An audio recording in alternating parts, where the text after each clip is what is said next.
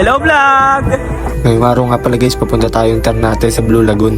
Kasama ko nga pala si Eko nung nakaraan pa kami nagpaplano, ngayong araw lang natuloy guys. Tapos sinundo ko nga pala siya sa Deo Campo guys. Tapos dito na kami dumaan guys sa Naik. Sabi ko kuha siya ng clip dyan guys.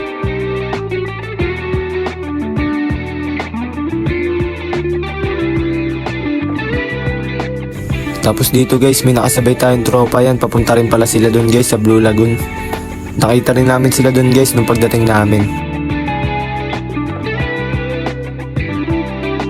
Tapos dito guys, yung daanan namin, ang daming unggoy guys. Nasa alsada lang sila no. Mahabol pa nga sa amin guys oh. Dito nakarating namin sa tindahan guys. 20 pesos nga pala yung binayad namin dyan guys. Parking nga lang pala yung babayaran nyo. Pupunta guys, punta kami Blue Lagoon ngayon. Trekking nga pala kami ngayon dito. Ito lang ba namin tubig. Lapit na tayo guys. Ganda lang. Eko. Dito guys, kita-kita namin agad guys. Kulay blue agad yung tubig. Ang dami nga rin pala naliligo pagdating namin guys.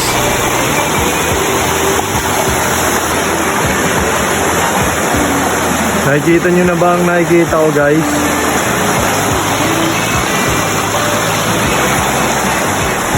Sobrang ganda dito guys. Kaya no, kita-kita nyo naman yung tubig. Saka sobrang lamig nga pala ng tubig guys. Sarap maligo pagka sobrang init.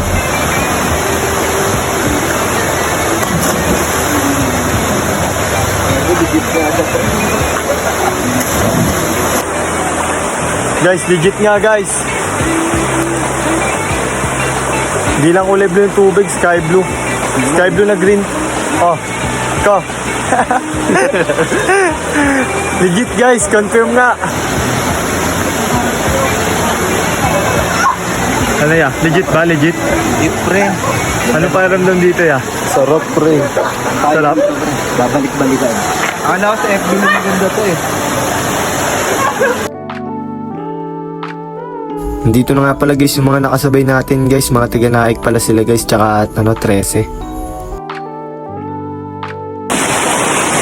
Ano masabi mo gar? Ang sarap dito, lamig, ang sarap. Ang lasa.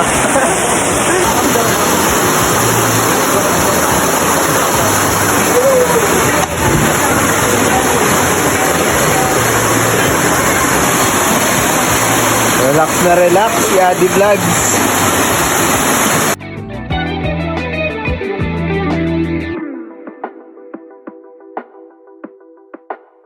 Yeah, tingin kayo ya.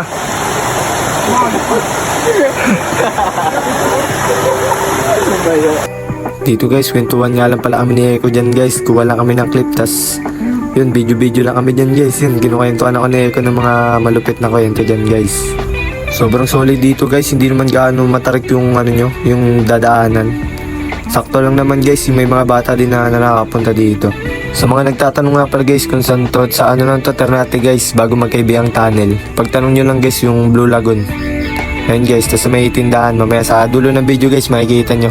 Nung last time na punta nga pala namin dito guys, wala tong tubig na to guys nung tag-init. Sabi ng mga nakatira dito guys, natutuyo daw yung tubig dyan kapag sobrang init, kapag hindi umuulan. Tas yun guys, nung nagtagulan na, pumunta kami dito ngayon guys. Balik tayo dito guys bago ulit magpasukan. Sobrang ganda kasi dito guys eh. Tsaka saglit lang kasi nung pumunta kami dito guys, pahapon na. Maganda pumunta dito guys pagka maaga, mga 7, 8 yun. Pero pag hapon na guys, medyo na, padilim na kapag walang araw. Kaya maganda pumunta dito guys, umaga talaga. Madaming spot dito guys, hindi lang to yung spot na maganda. Marami pa dun sa unahan guys na pwede nyo puntahan, may mga mabababaw dun. Tsaka pwede yung mga bata guys. Dito kasi medyo malalim dyan guys eh, pwede tumalon dyan eh. Kaya dun sa unahan guys, marami pa dun mababaw. Maganda yung spot din dun guys. Yung binayaran nga pala namin dito na Eko guys, yung lang, yung parking lang ng motor guys, 20 pesos. Tas wala namang entrance guys. Nagbawal na kami dito ng bugong guys, ng kanin, tsaka mga biskuit ganun. Tsaka tuna, yun lang dinala namin guys kasi kumain na rin naman kami bago umalis eh.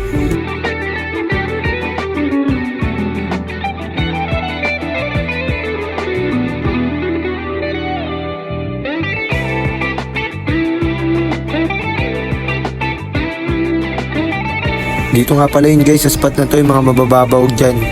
Tsaka dyan sa kabila guys dito. Maganda rin yung spot dyan guys sa may unahan niya.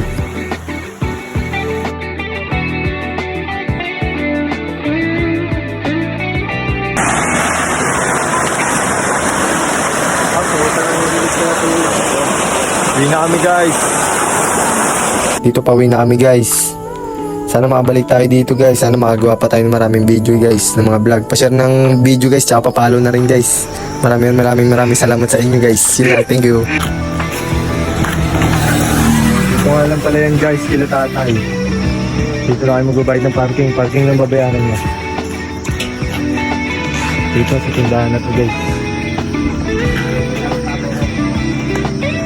Dito ang kaibiang. Pupunta dyan guys. Sino yung motor natin? Dito yung motor natin. Ito na lang baon guys.